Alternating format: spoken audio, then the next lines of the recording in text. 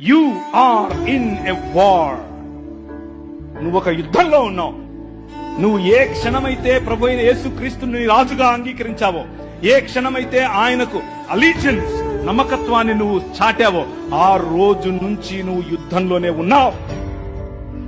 నీ యుద్ధములు శరీర సంబంధమైనవి కావని చెప్తున్నాను. నీ కొట్లాట కట్టెలతోనో, కర్రలతోనో, కత్తులతోనో, బాంబులతోనో కాదు. మన శత్రువు షెడ్డి వేసుకునే ఆరసతుడు కాదు. నో, వాడి వెనుక పనిచేస్తున్నటువంటి భావజాలం. మన శత్రువు బ్రాహ్మణుడు కాదు, బ్రాహ్మణుడు మంచోళ్ళు. ఆయన వెనుకున్నటువంటి ఆ భావజాలం. ఏంటా భావజాలం? నువ్వు స్త్రీవి, నువ్వు తక్కువ. నువ్వు ఫలానా కులంలో పుట్టావు, నువ్వు తక్కువ. నేను తలను, నేను దేవుడు. ప్రతి భావజాలాన్ని చెరపట్టి ఎక్కడికి తీసుకురావాలి? నీ రాజు కాళ్ల దగ్గరికి తీసుకొని రావాలి. That is what you need to do.